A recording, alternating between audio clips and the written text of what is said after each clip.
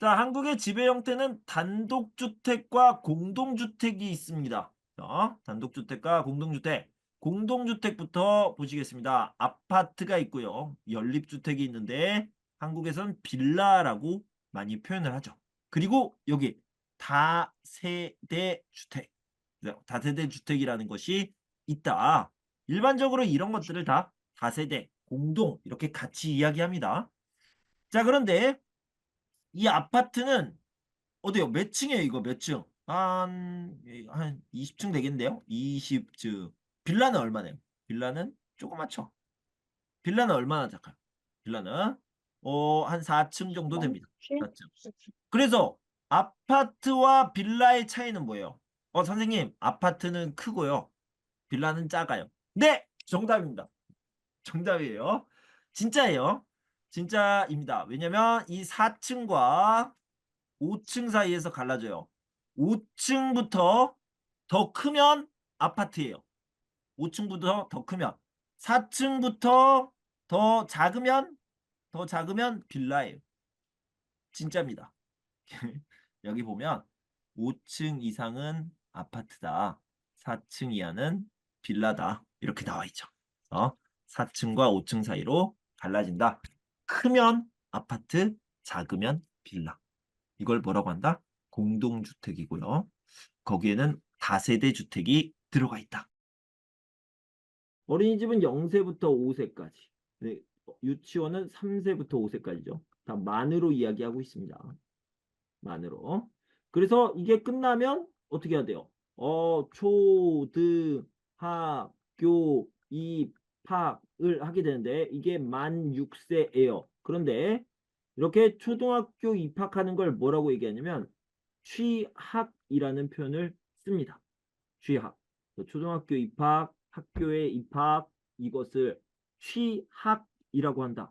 이런 어휘를 알아둬야지 여러분들이 문제를 풀 때, 공부를 할 때 도움이 됩니다. 자, 그런데 만약에 우리 아이, 아들, 딸, 우리 아이가 너무 똑똑해요. 너무 똑똑해. 그리고 너무 학교에 가고 싶어 해요. 그러면 빨리 갈 수 있어요? 네, 네, 네. 빨리 갈 수 있습니다. 빨리 어디서? 행정복지센터, 주민센터죠. 주민센터. 주민센터에 신청을 하면 돼요. 신청을 하면 입학을 빨리 할 수도 있어요. 그런데 학교에 늦게 가고 싶어요. 할 수 있어요? 네, 할 수 있습니다. 신청하면 됩니다. 신청하면. 이런 경우가 많지는 않아요. 많지는 않은데 어쨌든 신청을 하면 빨리 가거나 늦게 갈 수 있습니다. 알겠죠? 네. 자, 여기 보면 지난번에 관혼상제라고 얘기를 했습니다. 뭐라고 얘기했냐면 아기가 이렇게 자라요. 어른이 되었습니다. 그래서 이걸 뭐냐면 어른이 되다 이렇게 중요한 일이죠. 중요한 일입니다. 근데 남자와 여자가 부부가 됩니다. 부부가 됐어요.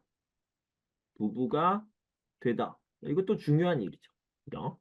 그리고 또 중요한 일이 뭐가 있을까요? 없어요. 뭐가 죽는 거. 죽었어요. 예, 죽었습니다. 죽다. 이것도 중요한 일이죠. 그리고 이 사람을 기억하다. 기억하는 거죠. 이렇게 이 사람이 있었지. 이렇게 기억하는 겁니다.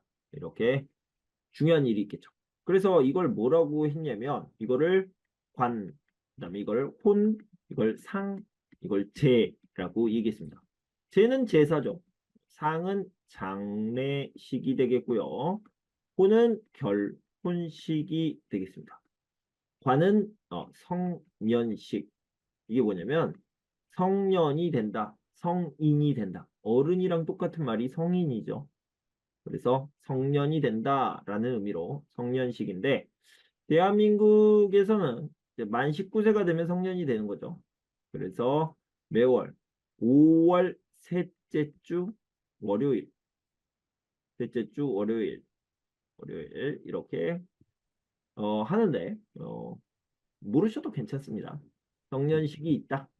자, 결혼식에서 중요한 거는 이제 신랑 신부가 있는 건데 제가 패백 같은 이야기를 했어요. 자, 빠르게 한번 이야기를 해보면 뭐가 있냐면 결혼식을 마치고 피로연장으로 가서 음식과 술을 마시는데 음식을 먹고 술을 마시는데 신랑 신부는 피로연장에 안 가고 패백 신랑의 부모님께 인사를 드리고 그리고 피로연장에 갔다가 그다음에 신혼여행을 떠나는 것이 일반적입니다. 이렇게 얘기했죠. 자, 죽다 장례식인데요. 장례식에서는 뭐 육개장을 먹어요. 아, 이것도 중요하지만 절하는 횟수가 중요하죠. 절 한 번. 살아있다. 살아있는 사람. 그죠? 그래서 제가 뭐라고 그랬냐면 세 배. 한 번만 해요. 세 배. 그런데 절을 두 번 한다. 절을 두 번 한다라고 얘기하면 죽은 사람이죠. 자, 여기서 죽은 사람은 고인이라고 합니다. 그리고 고인의 가족, 살아있는 사람에게 절을 하는 경우는 고인의 가족이 되겠죠. 고인의 가족. 고인의 가족을 유족이라고 하고요. 유족 중에서 very important person을 상주라고 얘기하죠. 법을 만들다라는 뜻이에요. 진짜로. 입법. 입법이라는 말 자체가 법을 만들다라는 뜻이에요. 그래서 입법부라고 얘기하면은 어, 법을 만드는 부서다. 이렇게 생각하면 됩니다. 그래서 너무 그냥 이름이 뜻이에요. 법을 만드는 곳이죠. 그래서 법을 만들다라고 하는데 이 법을 만들다라고 안 하고 법을 땡땡하다라고 얘기합니다. 그래서 제정하다라고 얘기합니다. 제정하다. 법을 제정하다. 자, 다른 얘기인데 중요한 얘기요. 7월 17일 무슨 날이에요? 제헌절이에요. 맞죠? 제헌절. 무슨 날이에요? 헌법을 만든 날이죠. 만든 날. 그러면은 만헌절이야. 아, 아니죠. 아니죠. 제정하다라고 얘기해서 제헌절이라고 그랬잖아요. 그래서 법을 만들다를 법을 제정하다라고 얘기해요. 선생님, 똑같은 말인데 이걸 알아야 돼요. 문제에 이렇게 나오니까. 문제. 우리는 문제를 잘 풀어야 돼. 어? 제정하다. 그리고 만약에 법을 만들었는데 예를 들어서 1980년에 법을 만들었어요. 아, 잘했어요.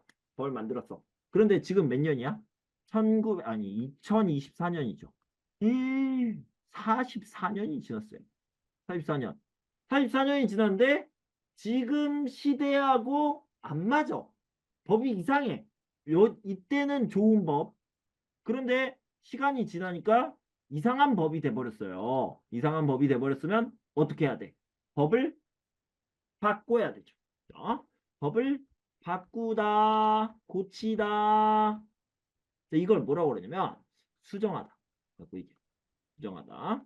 근데 수정하다라는 말, modify 대신에 개정하다라는 표현을 씁니다. 개정하다. 법을 만들다, 제정하다. 법을 고치다, 개정하다. 여러분들 다 외우시면 돼요. 언제 외우시냐? 지금, right now. 지금 외우시면 돼요. 어떻게 외우시냐? 자, 이렇게 외웁시다. 보세요. 1900 5, 60년대. 5, 60년대. 이렇게 외우는 거예요. 그 다음에 70, 80, 90 이후. 이렇게 외우는 거. 요거까지는 됐죠? 요거까지. 5, 60 묶어요. 7, 8, 9. 9 이후로는 쭉 이렇게. 쉽죠? 5, 6, 7, 8, 9. 이렇게 하면 됩니다. 그 다음에 여기에는 뭐가 있냐면 가볍다가 있습니다. 가볍다. 가볍다. 오케이? 가볍다. 그럼 여긴 반대에 뭐가 있어? 그럼 무겁다겠네요? 네, 맞아요. 무겁다. 이렇게 하면 돼요. 가벼운 거 뭐가 있냐? 가벼운 거. 여러분들이 들 수 있는 거. 들 수 있는 거. 가방. 가방이 있고요. 그 다음에 옷. 옷 들 수 있죠? 이걸 의류라고 합니다. 네. 신발 들 수 있죠? 신발. 그죠? 그리고 가짜 머리. 가짜 머리. 여기다. 가방 비슷하니까 가발 여기다 씁시다. 가방, 가발. 가볍잖아요. 가벼워요. 자, 이제 여러분들이 못 들어요. 무거워요. 무거운 거 씁시다. 무거운 거. 뭘 못 메요? 배. 배 못 들죠? 배 이만한 거, 배. 이게 배요.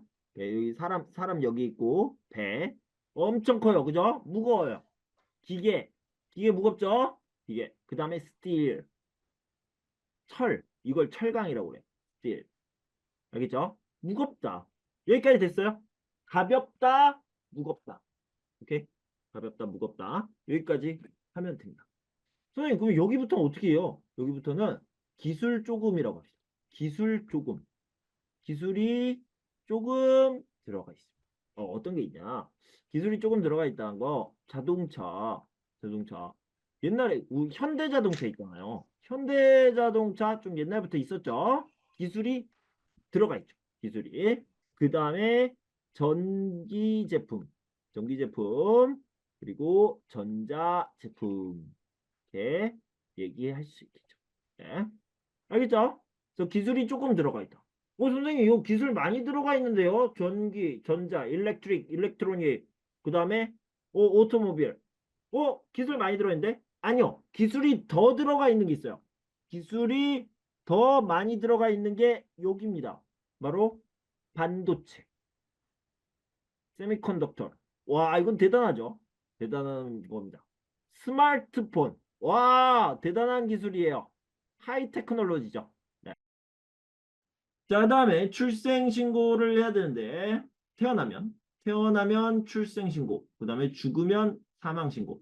중요한 건 한 달에 한 달. 이렇게 얘기할 수 있고요. 여기는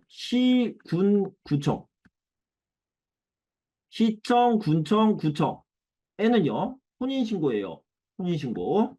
그런데 여기는 조금 더 작아요. 요거는 크고 여기는 작다. 뭐냐면 읍면 동사무소. 읍면 동사무소. 이 동사무소가 주민센터예요. 동사무소. 주민센터. 행정복지센터. 행정복지센터. 요거죠. 예, 요건데 여기에 신고를 해야 됩니다. 그러니까 혼인 신고는 좀 큰 곳에서 신고하고요. 그다음에 출생 신고와 사망 신고는 좀 작은 곳에서 신고를 한다. 이렇게 얘기할 수 있습니다. 선생님, 아기가 태어나는 거와 사람이 죽는 거는 좀 큰일 아닙니까? 큰일. 네. 큰일인데 왜 작은 곳에서 신고를 합니까? 여러분들 이렇게 바꿔서 생각합시다. 바꿔서. 뭐냐면 출생신고와 사망신고는 중요한 일, 큰일이잖아요. 그래서 국민이 편리하게 하는 이렇게 생각합니다. 국민이 편리하게. 선생님, 그러면 혼인신고는 불편하게 합니까? 네, 네. 불편하게. 혼인신고는 불편하게. 왜 불편하게 해요? 한 번 더 생각하세요. 진짜 이 남자와 결혼해도 되나? 한 번 더 생각하세요. 그래서 불편하게 큰 데서 한다. 이렇게 한번 생각해 봅시다. 외울 때. 절대 다른 사람들한테 이렇게 얘기하면 안 되고요. 외울 때 그렇게 생각해 보시면 좋을 것 같아요. 독립만세운동. 자, 조금 자세히 봅시다. 1919년에 3.1 운동이 있었습니다. 뭐냐면 독립을 요구한 만세 운동이다. 독립 만세 운동이었죠. 그런데 어디에서 일어났냐? 이게 좀 중요한데요. 대한민국 사람들은 이걸 굉장히 자랑스러워해요. 짜잔, 어디에 있었냐? 어디에서? 여기 이제 종로에서 있었고요. 천안에서 유관순 누나가 있었죠. 그리고 뭐 이런 데서 독립만세 운동이 일어났습니다. 짜잔. 이게 제주도. 짜잔. 전국에서 일어났어요. 대단한 사건이었죠. 대단한 사건. 이런 뭐 여러분 나라는 어떤지 모르겠는데 이런 일이 흔치가 않대요. 많지가 않습니다. 그래서 모든 국민들이 만세 운동을 벌였던 게 흔치가 않다. 이렇게 생각하면 됩니다. 자, 이렇게 만세 운동을 많이 벌였고요. 전국에서 만세 운동을 벌여가지고 대단한 일이 일어난 거죠. 대단한 일이 일어났는데 그런데 이 이 운동이 끝나면 이제 사람들이 딱 알게 된 거예요. 아, 우리 백성 모두가, 우리 국민 모두가 독립을 원하고 있구나. 독립을 원하고 있으니까 이제 다음에 뭐 할까? 이제 넥스트. 자, 다음에 뭐 합시다. 이렇게 해야 되잖아요. 누가 해? 누가 하죠? 헤드쿼터가 해야지. 헤드쿼터가 리더가 있어야지. 헤드쿼터가 있어야 될 거 아닙니까? 근데 없어요. 없어서 깜짝 놀랐어요. 자, 1919년 3월 1일에 이런 대단한 일이 일어났는데 다음에 무엇을 합니까? 라고 사람들이 뭐하지? 뭐하지? 이러고 있어요. 리더가 없어. 이 나라에는 가버먼트가 없는 거예요. 가버먼트가 없으니까 야, 우리 리더가 필요해. 헤드쿼터가 필요해. 가버먼트가 필요해. 라고 생각해서 4월 11일에 당연히 1919년 4월 11일에 중국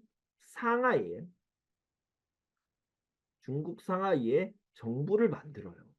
정부를. 근데 진짜 정부예요?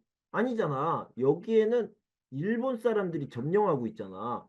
그래서 잠깐 우리가 독립을 할 때까지 여기에서 가버먼트 역할을 할게. 그래서 임시정부를 만듭니다. 임시정부를 만들고요. 거기에 리더가 누구냐면 김구 선생님. 자, 여러분들이 다 기억해야 될 부분입니다. 자, 지금부터 완전히 집중하셔야 돼요. 뭐냐면 1919년 3월 1일 아이고 자, 1919년 3월 1일에 독립만세 운동이 있었다. 그런데 독립만세 운동이 끝나고 나서 이제 뭐 하지? 라고 할 때 정부가 없어. 그때까지도 우리한테 리더가 필요해 라는 생각을 못 했어요. 그런데 이제 생각을 한 거죠. 그래서 급하게 얼마나 급하게 40일 만에 여러분 생각을 해봐요. 정부가 없었는데 40일 만에 야 정부를 만들어야 돼. 그리고 정부를 급하게 만들었어요. 40일 만에 임시정부를 만들었는데 중국 상하이였고요. 거기서 김구 선생님이 리더를 맡았다. 지도자였죠. 지도자. 이렇게 알아두시면 되겠습니다. 그렇죠? 여기에 있는 거는 잘 모르겠어요. 여기는 별로 중요하지 않아요. 제 얘기가 중요해요. 제 얘기. 3.1운동이 있었고 그 다음에 임시정부가 만들어졌다. 근데 임준 선생님이 왜 이렇게 요 스토리 우리한테 리더가 없어 큰일이다 이걸 왜 자꾸 이야기하냐면 역사 문제에서 자 이제 시험 문제를 얘기해 봅시다. 역사 문제에서요 이 스토리 순서를 물어보는 게 순서를 물어보는 경우가 많이 있어요. 그럼 여러분들이 요 순서를 기억하시라고요. 요 순서 알겠죠? 3일 만세운동 3일 만세운동이 일어난 다음에 임시정부가 생겼어요. 알겠죠? 그래서 3일 만세운동이 일어나고 그 다음에 정부가 필요해. 그래서 임시정부가 생겼다. 요거를 잘 기억하시면 문제를 푸는데 굉장히 큰 도움이 되기 때문에 제가 많은 시간을 투자해서 여러분들께 알려드린 겁니다. 알겠죠? 네. 서울에서 일을 하고 퇴근은 밖에서 해요. 서울 밖으로. 여기에 집이 있어. 이 집이 이렇게 생기지 않고요. 아파트로 생겼죠. 아파트. 그래서 아파트가 엄청 많은 지역이 있어요. 아파트만 엄청 많은 지역. 그래서 의도적으로 계획적으로 새로운 타운을 건설했어요. 뉴타운이죠. 뉴타운. 이 신도시가 뉴시티라기보다는 뉴타운이라고 해야죠. 뉴타운. 그래서 서울에서 일을 하는데 집은 서울 밖에 여기에서 다니세요라고 새롭게 계획적으로 만들어 놓은 아파트 타운이 있습니다. 아파트 타운. 이걸 신도시라고. 신도시. 자, 여기 보면 신도시. 신도시 보면 뭐가 있어요? 아파트. 여기는 아파트. 아파트예요. 근데 여기는 어디다? 여기 서울이 아니에요. 서울이 아닌데 이 사람들이 다 서울로 출근을 했다가 퇴근은 집으로 하는 거죠. 이거를 신도시라고 하는 겁니다. 그럼 위성도시는 뭐냐? 원래 위성이 뭐냐면 위성, 세틀라이트예요. 세틀라이트. 그래서 요 위에 이게 목성인데 목성의 주변에 뭐 이렇게 위성이 있죠. 14개? 17개 막 점점 늘어난다는데 위성이 있는데 서울에도 주변에 도시가 있어요. 여기에는 뭐 안양, 여기에는 광명, 과천, 부천, 양주, 구리, 용인 뭐 이렇게 있어요. 이런 주변의 도시들이 있습니다. 이런 주변의 도시들을 마치 세틀라이트와 같다라고 해서 위성 도시라고 이야기를 하는 거예요. 알겠죠? 네. 자, 서울 주변의 도시를 위성도시라고 한다. 안녕하세요. 임준입니다. 자, 여러분 주말에 뭐 하세요? 주말 토요일, 일요일에 뭐 하십니까? 어떤 사람들은 친구를 만날 수도 있고요. 아니면 가까운 곳에 여행을 갈 수도 있고요. 재미있게 노는 사람들은 클럽에 갈 수도 있고, 넷플릭스 드라마를 볼 수도 있고, 편안한 시간을 보낼 수 있는데, 우리는 공부해야 돼요. 왜냐면 종합평가가 금방 있습니다. 4월 12일에 종합평가가 있어요. 그래서 종합평가를 준비하는 수업을 마련했습니다. 주말에 하는 수업이에요. 주말에 놀지 말고 공부해야 됩니다. 주말에 뭐해? KIRP 공부해. 종합평가 봐야 돼. 이렇게 했죠. 그래서 주말 수업, 위켄드 클래시즈 소개해 드릴게요. 언제 시작하냐면 3월 22일에 시작합니다. 그리고 4월 6일날 끝나는데요. 이 날짜를 표시해 놨어요. 그리고 종합평가는 4월 12일에 보죠. 4월 12일에 합격하기 위해서 우리는 주말에 열심히 공부해야 되겠어요. 저녁에 수업을 하는데 굉장히 긴 시간 동안 합니다. 그러니까 토요일도 4시간 공부하고요. 그리고 일요일도 4시간 공부합니다. 주말에 굉장히 오랜 시간 동안 수업을 할 건데 낮에는 놀아도 돼요. 낮에는 뭐 넷플릭스 드라마를 봐도 되고 친구를 만나도 되고 가까운 곳에 여행을 가도 되는데 저녁 8시부터는 꼭 공부를 했으면 좋겠습니다. 이 시간을 투자해서 4월 12일에 꼭 합격하셨으면 좋겠습니다. 자, 여러분들이 한국어를 잘 해도 자꾸 시험에 떨어지는 이유는 시험이 이렇게 생겼기 때문입니다. 이거를 보면 종합평가를 합격하려면은 100점 중에 60점을 맞아야 되잖아요. 그런데 자꾸 막 57점, 58점 이렇게 아깝게 떨어지는 사람들이 있어요. 한국어를 잘하는데 그 이유가 뭐냐면 이것 때문이죠. 객관식 문제하고 65점이고요. 구술형 5문제 25점 이것 때문에 자꾸 떨어지는 거예요. 자, 구체적으로 알아보도록 하겠습니다.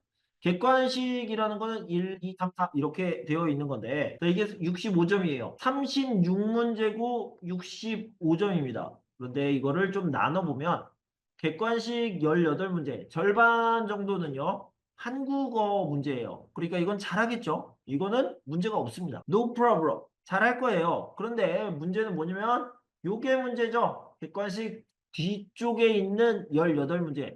이거는요. 한국 사회 이해 문제입니다. 그러니까 주로 5단계에서 우리가 공부했던 사회, 교육, 문화, 정치, 경제, 법, 역사, 지리 이런 것들을 문제로 내기 때문에 전혀 몰라요. 아무것도 모르는 상태에서 그냥 아무거나 찍는 경우가 있어요. 아무거나 선택하는 경우가 있습니다. 그런 경우가 많기 때문에 떨어지는 경우도 많이 있는 거죠. 이 부분을 집중적으로 공부해야 되겠다. 이게 32점 정도밖에 안 되고요. 이게 33점 정도. 그러니까 이걸 잡아야 되겠죠. 이것을 잡기 위해서 열심히 공부해야 되겠습니다. 그리고 한 가지 더. 여기 보면 장문형이 있습니다. 장문형은 네 문제라고 되어 있는데 이건 진짜 옛날 이야기고 사실 한 문제예요. 한 문제고 200글자를 쓰게 됩니다. 여기 있죠. 이거 역시 no problem. 문제가 없어요. 왜 문제가 없냐면 여러분들이 잘 할 수 있습니다. 문제가 쉬워요. 쉬운 주제. 여러분들이 쓸 내용이 쉽습니다. 그래서 200자 쓰는 거는 어렵지 않고요. 점수도 10점밖에 안 되니까. 점수가 10점밖에 안 되는데 쉽다. 문제가 안 돼. 그런데 이 구술은 문제가 되죠. 일단 어려워요. 어렵고 점수도 큽니다. 25점. 그래서 이 부분을 열심히 준비해야 되는데 어떻게 준비해야 되냐? 이 부분도요. 한국 사회 이해에서 나와요. 그러니까 방금 얘기했던 사회, 교육, 문화, 정치, 경제법, 역사, 지리 여기에서 나오니까 물어보면 나는 한국어를 잘할 수 있지만 말할 수가 없어요. 왜냐면 아는 게 없으니까. 그래서 이 부분을 열심히 준비해야 됩니다. 어떻게 준비하느냐? 선생님이랑 같이 수업하면서 준비해야죠. 주말에 열심히 수업해서 준비해야 된다. 자, 그래서 다시 한번 이야기하는데 한국어 수업을 안 해요. 한국어를 가르쳐 드리진 않습니다. 왜냐면 여러분들은 이미 한국어를 잘 하니까. 우리의 수업은 요거다. 한국사에 의해 사회교육, 문화, 정치, 경제법, 역사, 지리를 공부할 겁니다. 언제 할 거냐? 주말에 할 거다. 자, 이런 날짜에 토요일과 일요일에, 그러니까 3월 22일부터 4월 6일, 종합평가 있기 직전까지 주말에 하루에 4시간씩 투자해서 열심히 공부하도록 하겠습니다. 그러면 여러분들이 충분히 100점 중에서 60점 이상 여유 있게 합격을 할 수 있겠죠? 자, 주말에 함께 공부하실 분들은 이렇게 신청하시면 돼요. 카카오톡으로 저한테 연락해 주시고요. 그리고 이 수업을 듣고 싶다. 이렇게 말씀하신 다음에 수업료를 입금하시면 됩니다. 그러면 제가 줌 링크하고 수업 자료를 공유해 드리고요. 오픈 채팅방에 초대를 할 건데 이 오픈 채팅방에서는 수업 자료를 공유하고요. 그리고 수업 영상을 공유할 거예요. 우리가 한 수업 있잖아요. 주말에 했던 수업을 그날 바로바로 공유해 드릴 겁니다. 그래서 여러분들이 반복해서 볼 수 있습니다.